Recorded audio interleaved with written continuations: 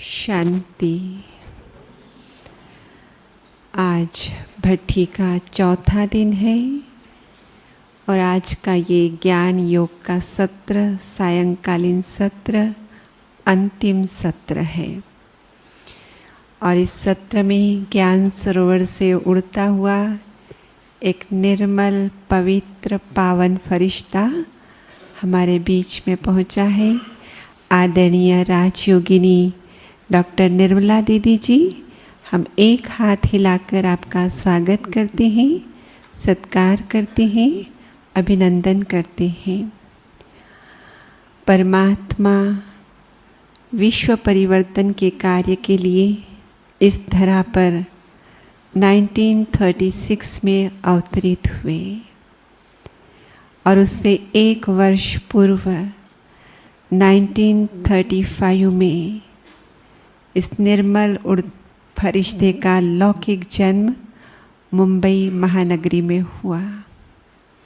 बाल्यकाल से ही दीन दुखियों की सेवा करने की इच्छा थी, इसलिए मेडिकल पढ़ाई की और जैसे ही मेडिकल पढ़ाई की ईश्वरीय ज्ञान भी प्राप्त हुआ। फिर तो आपने दोनों प्रैक्टिस साथ साथ शुरू की। बाबा की राय से 65 में क्लिनिक भी खोला और साथ साथ बाबा की ही राय से ये पहली कन्या है जिनको पिता ने सेंटर दहेज के रूप में दिया। तो दोनों सेंटर और क्लिनिक चलाते रहे और दोनों रीति से सेवाएं करते रहे। और फिर आपके जीवन में गोल्डन लॉटरी आई 1971 में। दादियों ने आपको विदेश सेवा के लिए चुना। 1971 से 78 तक आप विदेश के भिन्न भिन्न स्थानों पर, आरंभ में तो लंदन, जहाँ से हम कहते हैं कि हमारा पहला ग्रुप विदेश सेवाओं के लिए गया था, लंदन गए। लंदन के आसपास के स्थानों की सेवा की, पूरे यूके की। फिर अफ्रीका भी गए, ऑस्ट्रेलिया भी गए। इस तरीके से 71 से 78 तक अलग अलग स्थानों पे ट्रैवल करते रहे और सेवाएं करते रहे। और 78 में ऑस्ट्रेलिया भी 75 में विज़िट किया था, पर चंद दिनों के लिए। लेकिन फिर 78 में आपने ऑस्ट्रेलिया को अपना बेस बनाया और वहाँ पर 78 से 2009 तक करीब 30 वर्षों तक रहकर आपने वहाँ की बागडोर संभाली। आप एशिया पैसिफिक रीजन के डायरेक्टर हैं, जिसके अंतर्गत करीब 17-18 देश आते हैं। और फिर 2009 में आपके हाथों में बाबा ने ज्ञान सरोवर एकेडमी की बागडोर दी। आप वहाँ के डायरेक्टर हैं और वर्तमान में बाबा ने आपको यज्ञ के जॉइंट एडमिनिस्ट्रेटिव हेड का भी पद दिया, वो भी जिम्मेवारी दी। इसके अतिरिक्त आप जो हमारी IT विंग है उसके भी चेयरपर्सन हैं और भी गुप्त रूप से बहुत सारी जिम्मेदारियां आपके कंधों पर हैं। लेकिन फिर भी इस उम्र में एकदम हल्के, एकदम खुशमिजाज और बाबा की सेवा में हमेशा तत्पर, हमें भी सीखने को मिलता है। और दीदी बहुत बहुत मितभाषी है। हम जिस बात को कहने के लिए 10-15 वाक्य बोल देंगे और दीदी चंद शब्दों में वो बात कहकर ख़त्म कर देगी। तो ऐसे हमारी दीदी, जिनको बाबा ने निर्मल आश्रम का टाइटल देकर सुशोभित किया, आज हमारे बीच में है। हम कैसे दुआओं का खाता जमा करें, इस पर दीदी अपने अनुभव के आधार से मार्गदर्शन देंगे। आदरणीय दीदी जी। ओम शांति। संगम युग का एक एक पल बहुत महत्व का है। समय, संकल्प, बोल, कर्म, ज्ञान, शक्तियाँ, खुशी और दुआओं का खजाना जमा करने का अब समय है।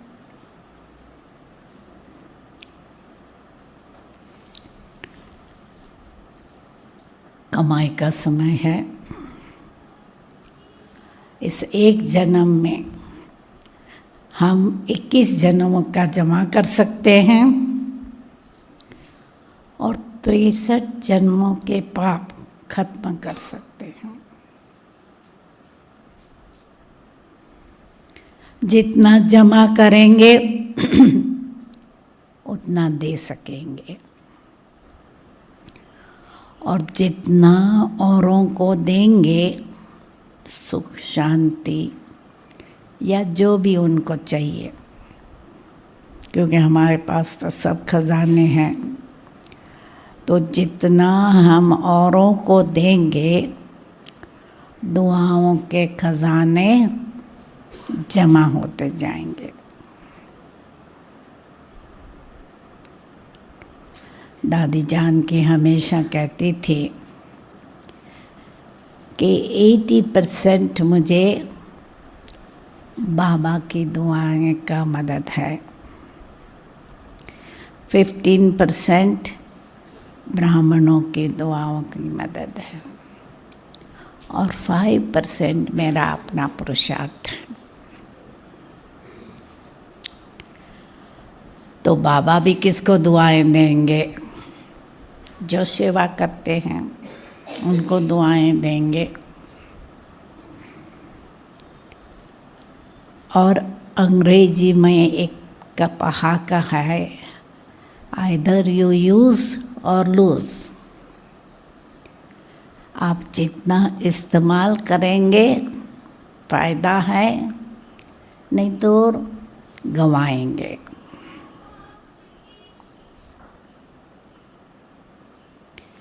तो इसलिए हमें इस समय बहुत ध्यान रखना है, वेस्ट कुछ ना करें।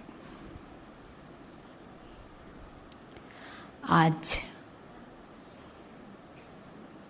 वातावरण दूषित होता है तो भी कहते हैं वेस्ट को बेस्ट में बदलो।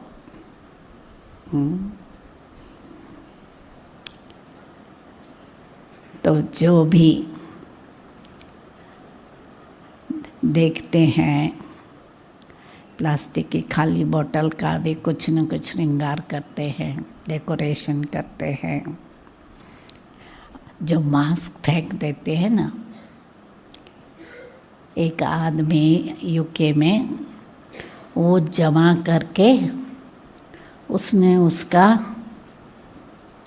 शर्ट बनाया आदमी का और अपने वीडियो पर भेजा। लाखों लोगों ने देखा, तो जैसे आर्ट बन गई। तो वेस्ट को बेस्ट में बदला। इसलिए व्यर्थ नहीं गंवाना है। बाबा कहते हैं समर्थ बनो, समर्थ कर। वेस्ट करेंगे तो व्यर्थ गंवाएंगे तो समर्थ नहीं बनेंगे। और विशेषतर पास्ट को फिनिश करना है, फुल स्टॉप देना। क्या है कि हम पास्ट की बातों को भूल नहीं जा सकते। किसी ने दुख दिया है, किसी ने गाली दी है, किसी ने निंदा की है, किसी ने नुकसान किया है, भूल नहीं सकते। और उसमें समय व्यर्थ गंवाते हैं, अपना संकल्प व्यर्थ गंवाते हैं।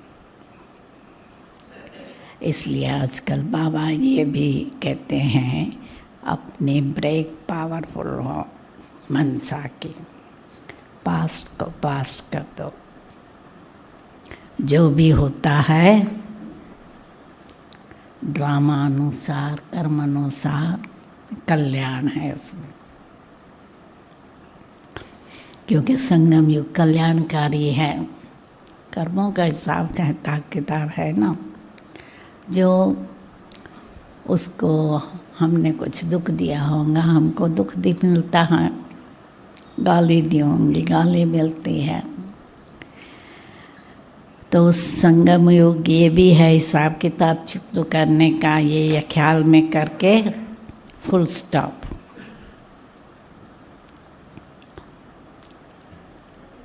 और बजट बनाओ, बचत का मेन बात ये है, जमा करने के लिए बचत करो।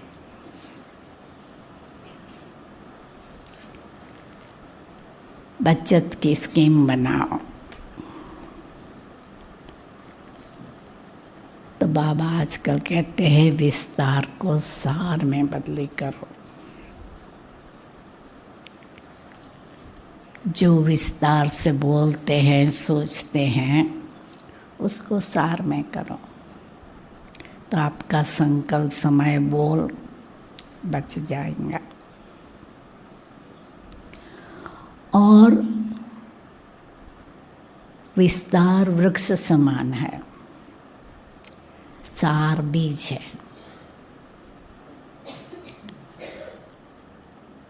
तो बीज का क्या काम है? सारे वृक्ष को पानी पहुंचाना, शक्ति देना। तो बीज रूप स्थिति से हमको बहुत फायदा होता है। हमारे पुराने विकर्म है वो भस्म हो जाएंगे और हमारे संस्कार को बदलने की शक्ति मिलेंगे। तो इसलिए भट्ठी में आज तो आपका कल लास्ट दिन होगा मैं समझती हूँ, तो भट्ठी में यही एम रखना होता है कि पुराने स्पेशली जो है ना बीज रूप स्थिति में, क्योंकि चलते फिरते तो फरिश्ता स्थिति रह सकती है, पर बैठकर जो योग करते हैं बीज रूप स्थिति हो, तो यहाँ से जाकर अभ्यास करके वहाँ भी अपना भट्ठी चालू रखना है। ऐसे नहीं समझना कल भट्ठी पूरी हो गई काम पूरा, नहीं। घर में भी रह कर मधुबन जैसी दिनचर्या बनाओ।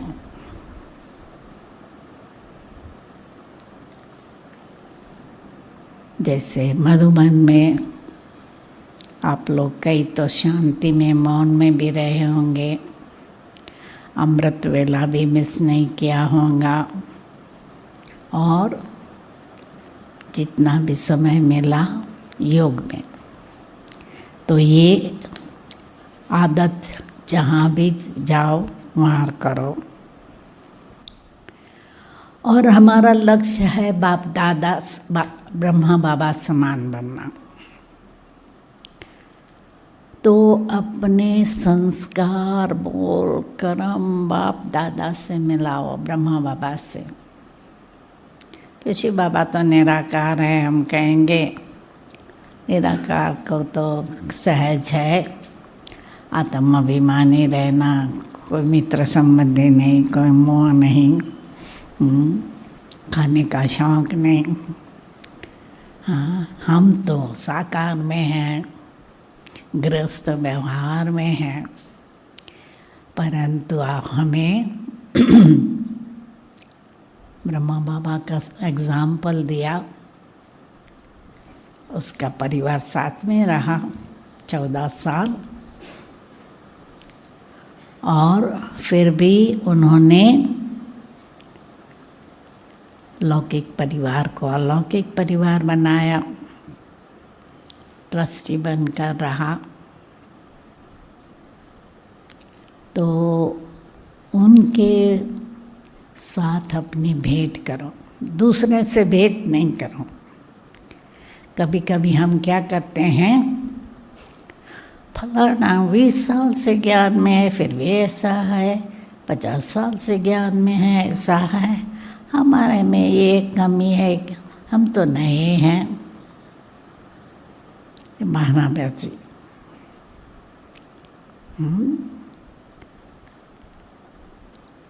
लक्ष्य के लिए नहीं कहेंगे कि फलाना 50 साल से पुराना है, भले वो लक्ष्मी नारायण बने, हम राम सीता बने, ऐसे नहीं कहेंगे।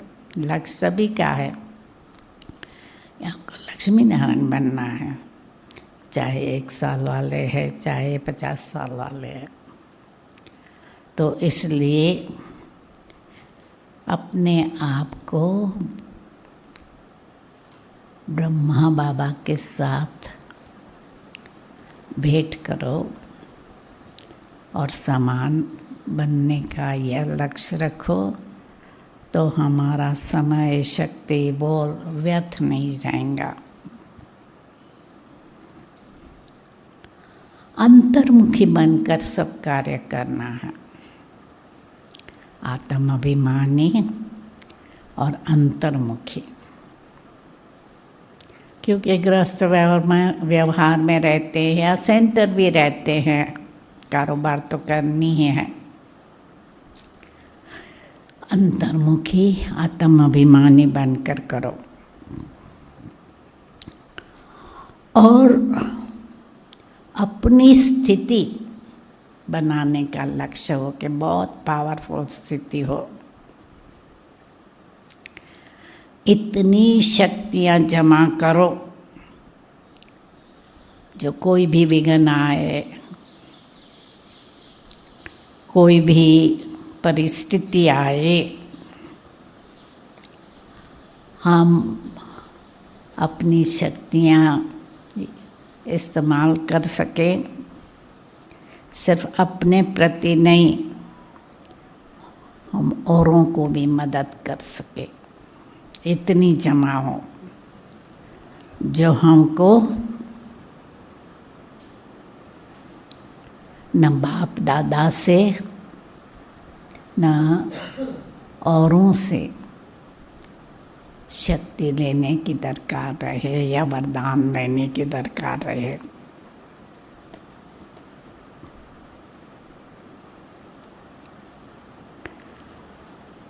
जैसे कोई बड़ा परिवार होता है ना, तो क्या करता है, बजट बनाते हैं कि इतना खर्चा हम खाने पर करेंगे, इतना खर्चा हम खरीदारी पर करेंगे, ये रेंट है, ये इलेक्ट्रिसिटी बिल है, अपना सारा बजट बनाते हैं। और हमारा कितना बड़ा परिवार है, सारा विश्व हमारा परिवार है, सारे विश्व का कल्याण हमें करना है ना। तो अपनी बुद्धि, वाणी, समय, कर्म का बजट बनाओ, दिनचर्या बनाओ कि कहाँ कहाँ कितना समय देंगे, शक्ति देंगे। चार्ट लिखो, डायरी में लिखो अपना कि हम क्या क्या करेंगे, क्या क्या करना है, क्या नहीं करना है।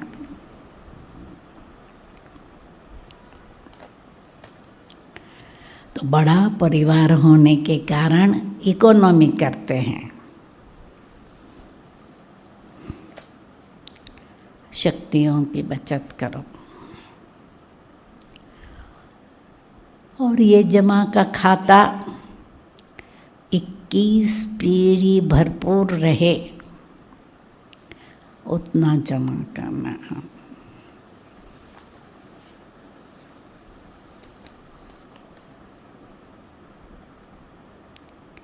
सारे दिन की दिनचर्या और चार्ट लिखो। हमारी दिनचर्या साधारण ना हो, संकल्प बोल कर्म साधारण ना हो, बस खाया पिया सोया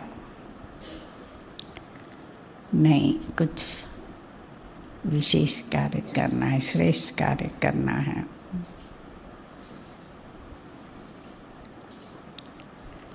और हमारा बोल है उस पर भी ध्यान रखना हो कि हमारा बोल रफ डफ ना हो, गुस्से वाला ना हो।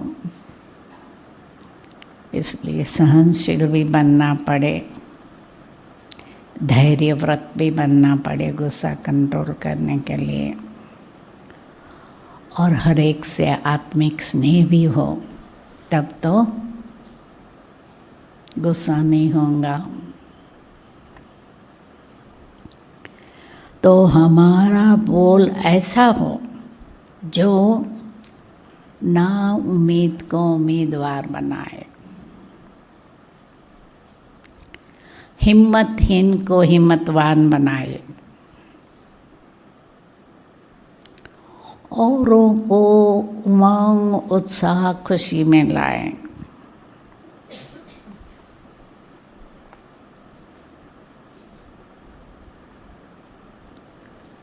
हमें महादानी बनना है। महादानी क्या करते हैं?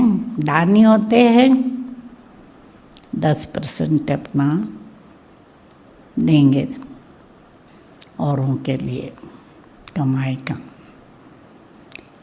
महादानी क्या है? अपना भी ख्याल नहीं करेगा। भोजन करते समय कोई मांगने आया, पहले उनको दे देंगे।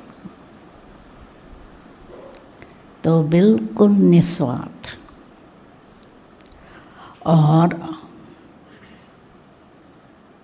नहीं, आगे राजाएं क्या करते थे? जो भी अपने द्वार पर आते थे उसको दान देते थे, कोई भी खाली हाथ ना जाए। तो हमारे सामने भी जो आए, कोई भी बिगड़ ज्ञान या शक्ति लेके ना जाए, खाली हाथ ना जाए। सबको कुछ न कुछ देना ही है। ब्रह्मा बाबा भी क्या करते थे? आंगन में चक्कर लगाते थे ना, जो भी मिलता था कुछ न कुछ महावाक्य बोलते थे। हम लोग कभी शाम को 5:30 बजे बाबा यहाँ अपने बाहर आंगन में नहीं, यहाँ जो बाबा का कमरा है जहाँ चप्पल उतारते हैं वो थोड़ा 3 दीवार से बंद था, ऊपर से खुला होता था। तो वहाँ बाबा खटिया पर लेटते थे, हम लोग जाते थे, कुछ न कुछ महावाक्य, चलते फिरते भी कुछ न कुछ महावाक्य बोलते थे। तो इसी रीत से कोई भी खाली हाथ न जाए, और हमको उनको मुक्ति, जीवन मुक्ति का वरदान देना है। प्रकृति के भी पावन बनाना है, सतो प्रधान। तो ऐसे वाइब्रेशन देने हैं योग के। क्योंकि आजकल साइंटिस्ट ने भी क्या देखा है कि जिस घर में शांति होती है ना, वहाँ के पेड़ जल्दी जल्दी बड़े होते हैं। जहाँ लड़ाई झगड़ा होता है वो पेड़ पौधे भी जल्दी नहीं बड़े होते हैं। तो हमें चलते फिरते आजकल तो कई ऐसे हैं जो वृक्ष को भी गले लगकर प्यार देते हैं। तो हमें दृष्टि देकर, हम लोग गले नहीं लगते हैं, पर दृष्टि देकर वाइब्रेशन, जैसे योग की खेती करते हैं, कितना फल बड़ा होता है, सब्जियां बड़ी होती है।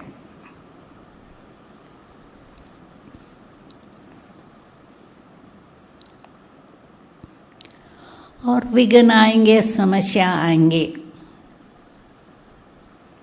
तो पहाड़ को रोई बना दो। छोटी समस्या को बड़ी नहीं बनाओ, बड़ी को छोटी बनाओ। जैसे देखो, आप लंबे रास्ते जाएंगे तो क्या होगा, थक भी जाएंगे, सांस भी फूलेगा। और शॉर्टकट करेंगे, आपका समय भी बच जाएगा, सांस भी नहीं फूलेगा। तो इसलिए हमें विस्तार को सार में लाना है।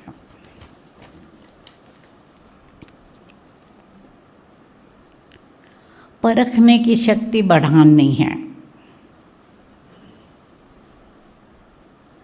क्या करना है, क्या नहीं करना है, निर्णय शक्ति, परखने की शक्ति बढ़ानी है। तो उससे क्या होगा कि हमारी शक्तियाँ बच जाएंगी, समय बच जाएगा।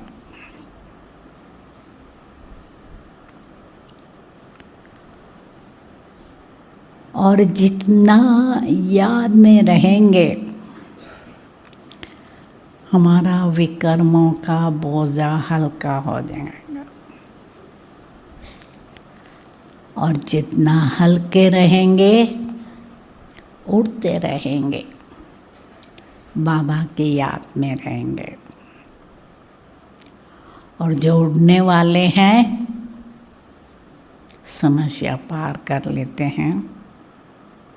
समस्या नीचे रह जाती है, खुद ऊपर रह जाते हैं, उड़ते हैं।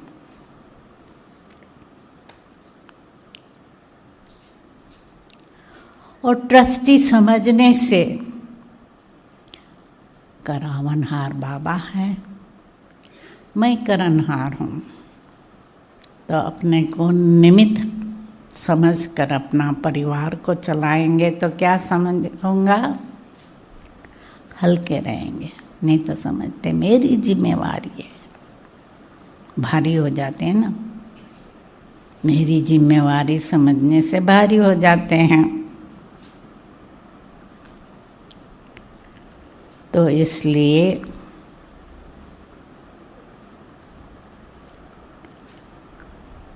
एक पहाका है गुजराती में, हूँ करूँ एज अज्ञानता, सकट न उभार जेम स्वान ताणे। वो कुत्ता है ना, वो बैलगाड़ी के नीचे चलता है, पर समझता है जैसे मैं ही बैलगाड़ी चलाता हूँ। ऐसे हम समझते हैं हम ही परिवार चलाते हैं। बाबा कहता है मैं जिम्मेवारी लेने तैयार हूँ ना। तो बाबा को जिम्मेवारी नहीं देते, हम अपनी जिम्मेवारी ले लेते हैं। तो इसलिए, और दूसरा ये भी है कि बच्चे बड़े हो जाते हैं तो अपना काम काज डिवाइड करो। क्या है, यहाँ तो माताएं काम नहीं करती है। यहाँ कौन सी बहनें हैं जो नौकरी करती है, जरा हाथ उठाओ। कितनी माताएं हैं जिसमें जो घर भी चलाती है और नौकरी करती है।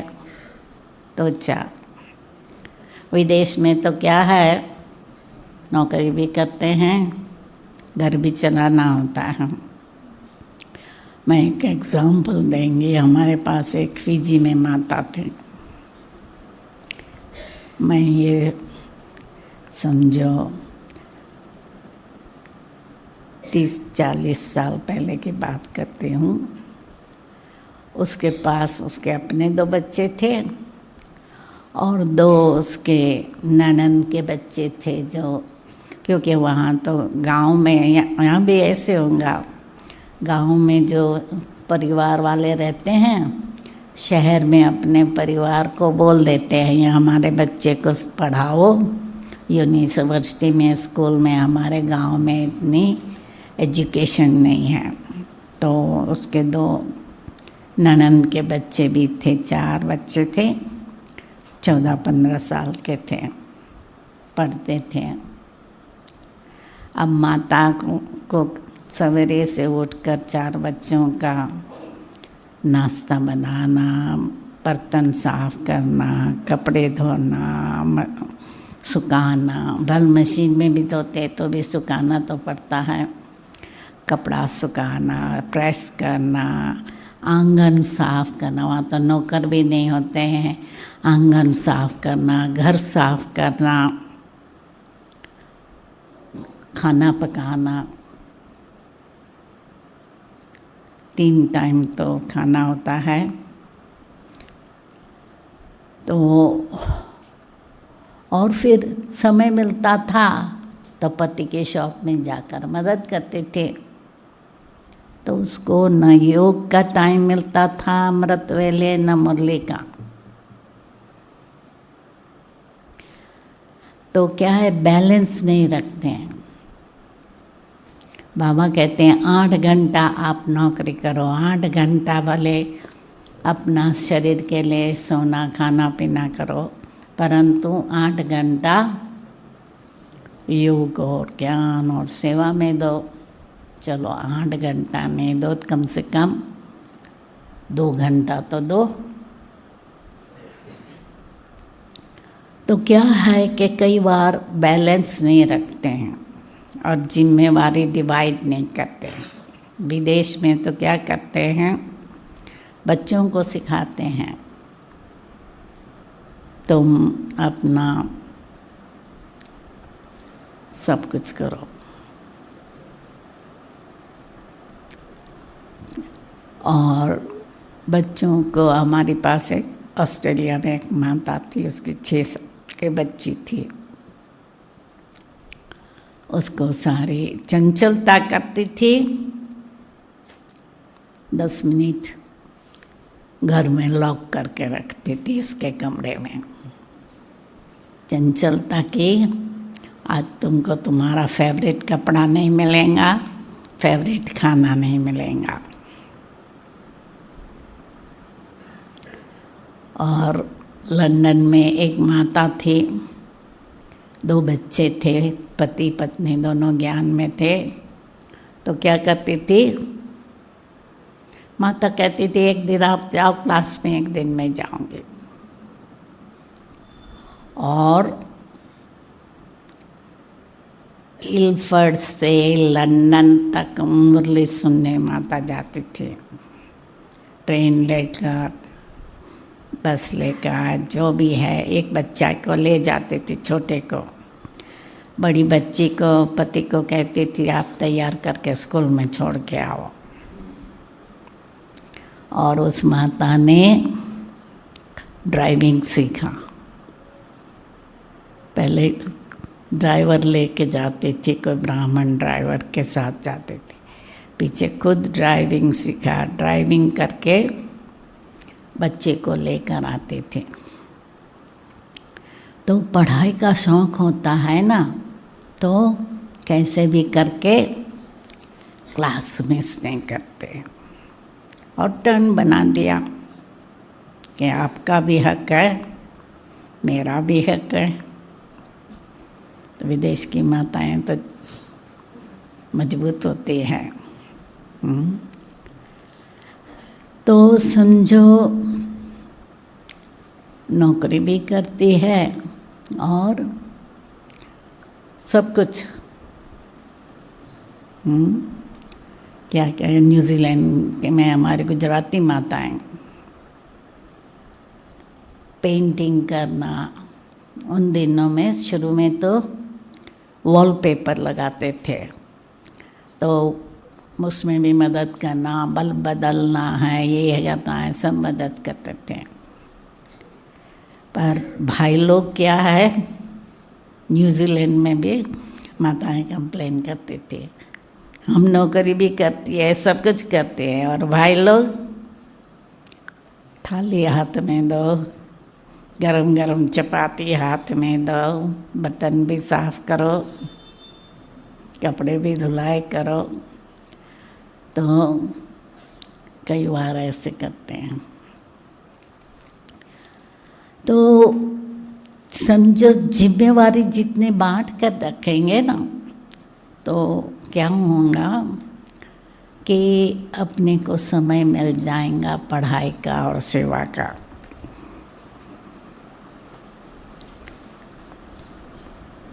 बाबा कहते हैं सफल करो, सफलता को पाओ। अपना तन मन धन वचन कर्म सफल करो, साधारण ना हो, श्रेष्ठ हो।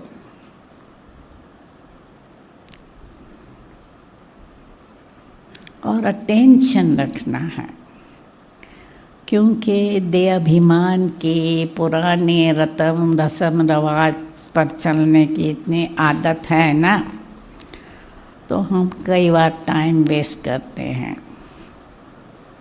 शादी में तो जाना पड़ेगा, नहीं जाएंगे तो हमारे बच्चे की शादी में कौन आएगा।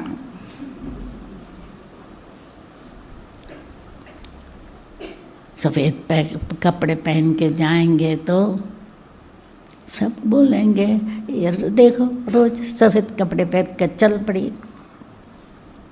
बच्चों का ख्याल नहीं करती है, अड़ोसी पड़ोसी भी निंदा करेंगे, सामना करना पड़ता। हिम्मत, ज्ञान में चलने में हिम्मत बहुत चाहिए और निश्चय चाहिए।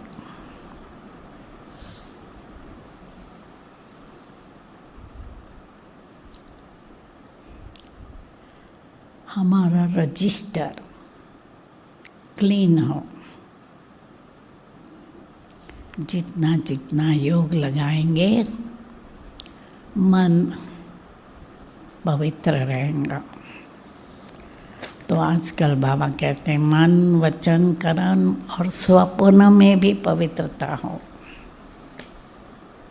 अपवित्रता का अंश मात्र न हो। कोई भी अपवित्रता होंगे, चाहे देहभान है, अहम है, क्रोध है, लोभ है, मोह है, जो भी है, सूक्ष्म रूप में है, स्थूल रूप में है, तो क्या होगा, हमारा समय शक्ति धन व्यर्थ जाएगा।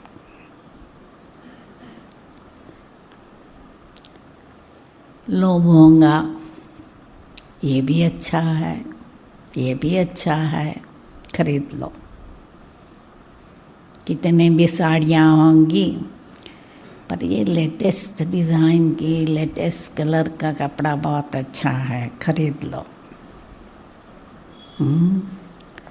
यहाँ क्या करते हैं, यहाँ तो मालूम नहीं है, हांगकांग में हमारी माताएं हैं, फंक्शन में जाना है, पहले हेयर ड्रेसर के पास जाएंगे, ब्यूटी सैलून में जाएंगे। गुजरात में भी मुझे मालूम है, नवरात्रि आए, भाई बहनें सब नया ड्रेस, और कहाँ का रवाज होता है, शादी में माँ बाप भी डांस करते हैं, तो डांस के स्टेप सीखने जाते हैं कि शादी है घर में।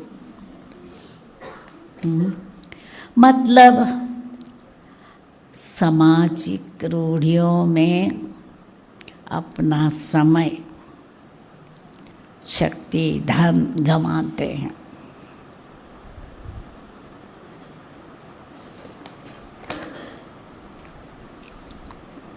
तो ये देखना है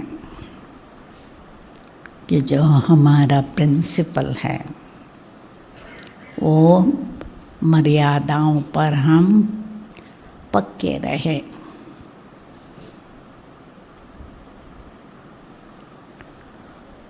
और याद और सेवा का डबल लॉक लगाओ।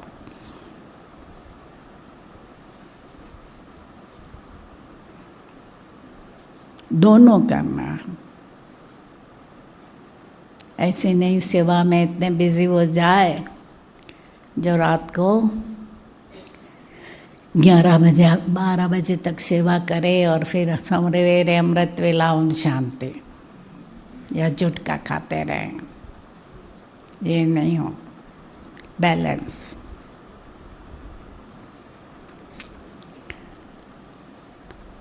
सेवा करते करते याद में रहें, और जब याद में बैठो तो सेवा का ख्याल नहीं करो, बीज रूप स्थिति में बैठो।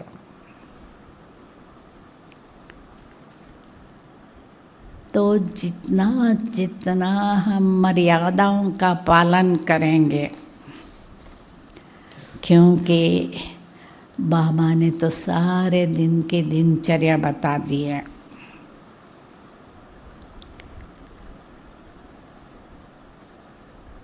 अमृत वेला जरूर हो, मुरली जरूर हो। आजकल तो लॉकडाउन के कारण कई सेंटरों पर लोग जा नहीं सकते हैं। कम से कम आजकल तो इतनी फैसिलिटी है, घर में आपके टीवी है तो peace of mind channel, awakening channel पर मुरली आती है। टीवी नहीं है तो मोबाइल फ़ोन तो है ही, उस पर भी मुरली आती है। तो मुरली सुनने बगैर ब्रेकफास्ट नहीं करना। पहले मन का भोजन, फिर शरीर को भोजन।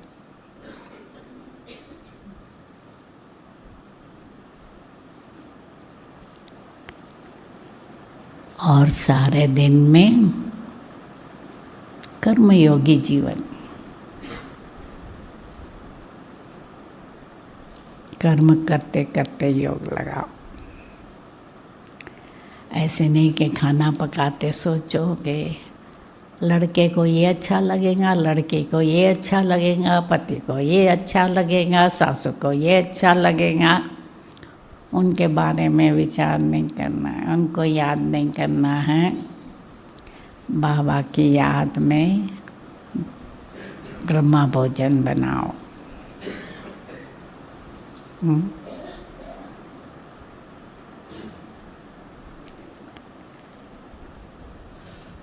तो घर में भी रहकर ट्रस्टी बनकर रहेंगे, बाप की याद में रहेंगे, तो क्या होगा?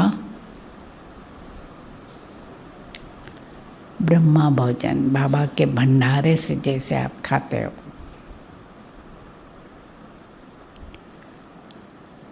और शाम को भी जैसे सब सेंटरों पर आधा घंटा घंटे की योग की पट्टी होती है, कम से कम आधा घंटा शाम को निकाल के योग करो। स्पेशली जो नौकरी नहीं करते हैं, घर में ही रहते हैं, तो जब भी टाइम मिले बाबा की याद में रहो। और धीरे धीरे फिर क्या करो? फरिश्ता बनकर एक्टिविटी करो। पहले तो आत्माभिमानी बनने का पहला लेसन बाबा ने दिया। दूसरा स्टेज है फरिश्ता स्टेज। तो चलते फिरते अपने को फरिश्ता समझकर चलो। शरीर का भान भूल जाए। और फरिश्ते की चमकीली ड्रेस पहन कर घूमो।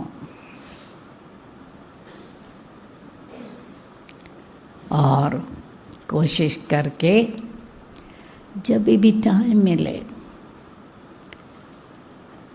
जब भी बैठते हैं, खास अमृत वेला शाम को, बिंदी रूप स्टेज में रहो। विकर्म विनाश करने हैं, कर्मातीत बनना है। लक्ष्य कभी न बोले।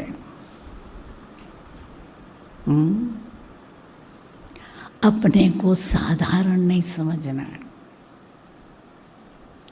योगी तपस्वी है, फरिश्ता है। इस स्मृति में रहकर अपना कार्य करो।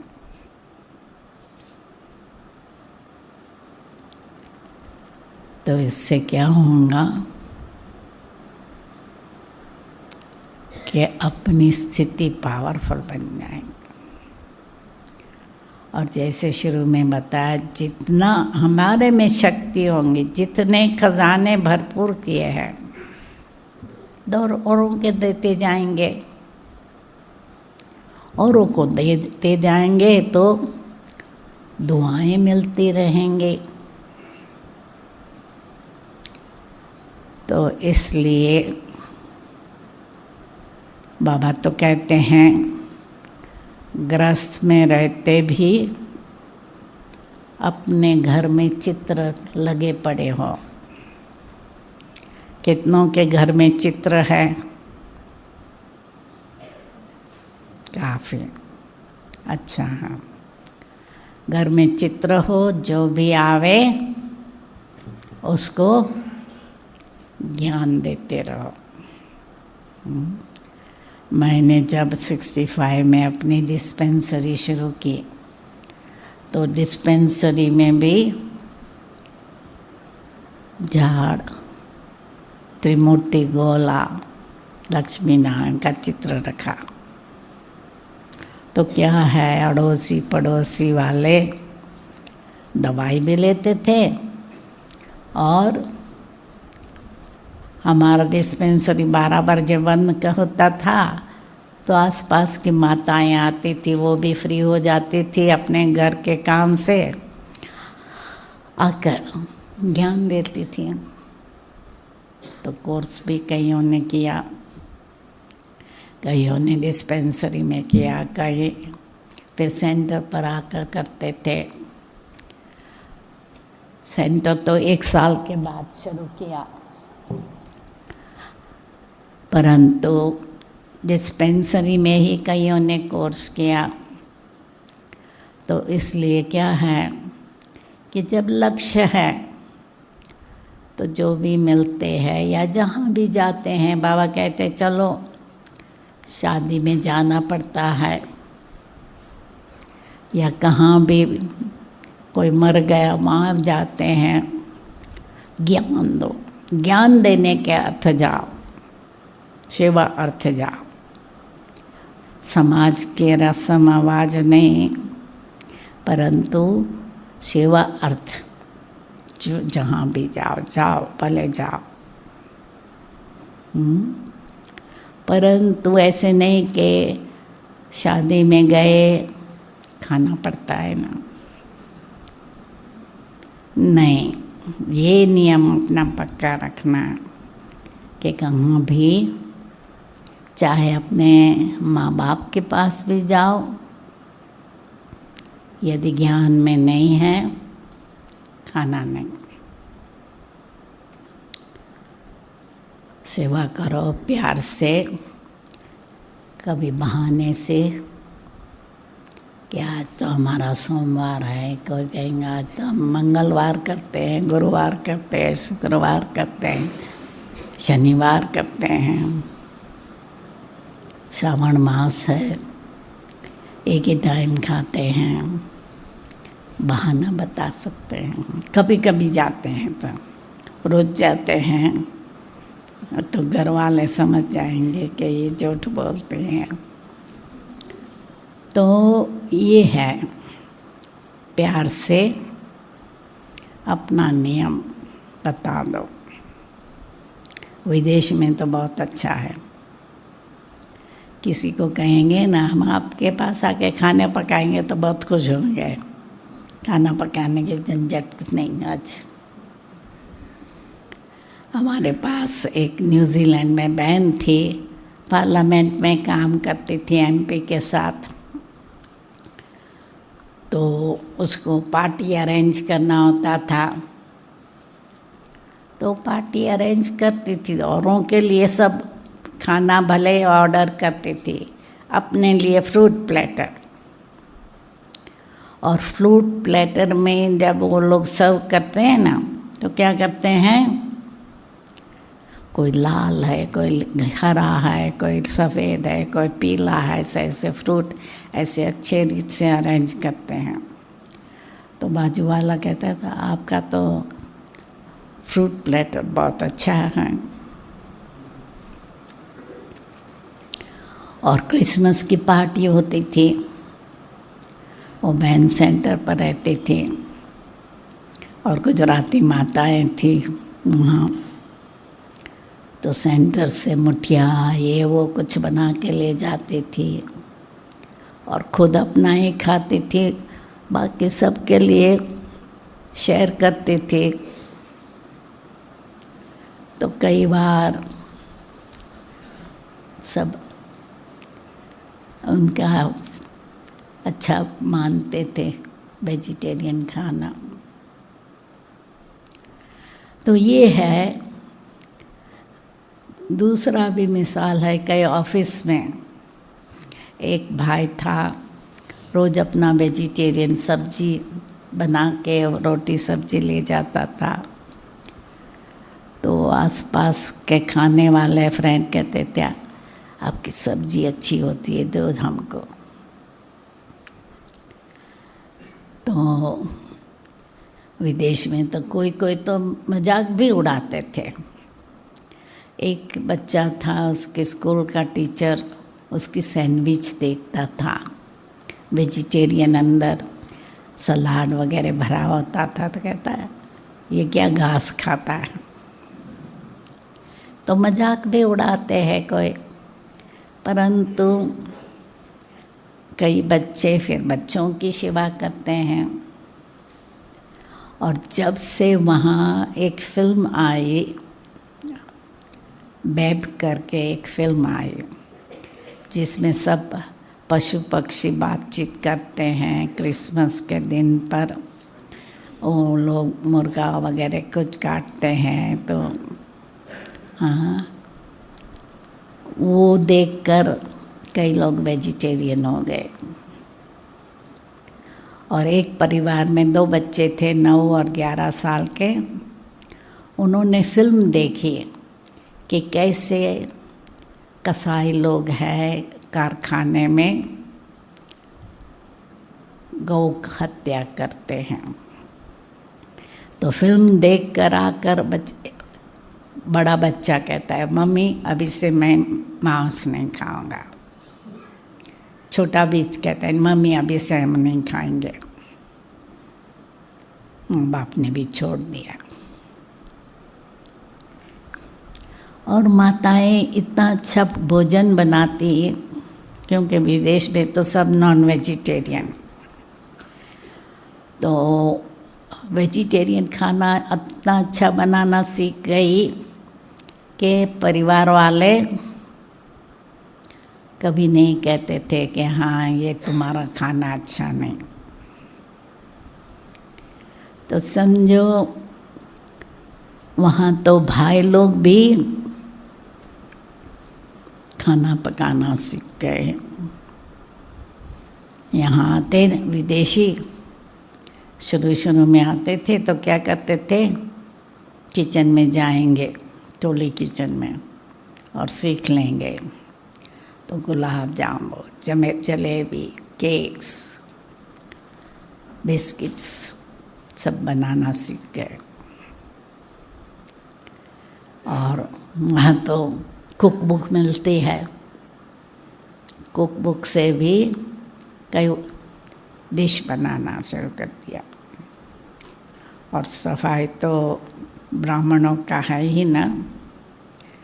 तो एडलेड में भाई लोग सेंटर चलाते थे और उन्होंने क्या किया, किचन इतना साफ रखते थे और माताओं को बाबा के कमरे में जाना होता था, किचन क्रॉस करके जाना होता था। बाबा का कमरा एंड में था। माताएं कहे ये भाई लोग तो इतना अच्छा किचन साफ रखते हैं। तो क्या है कि जितनी हम सफाई रखेंगे बाहर की अंदर की, तो उससे क्या होगा, स्वास्थ्य भी अच्छा रहेगा, खाना भी बाबा की याद में पकाने से खाने वालों का मन भी शुद्ध हो जाएगा। तो इसलिए मर्यादाओं का पालन जरूर करना है कोई भी हिसाब से। तो इससे क्या होगा, अपनी उन्नति होती रहेगी और जितनी अपनी उन्नति होंगी औरों को देते जाएंगे। ओम शांति। अभी आधा घंटा योग में बैठेंगे।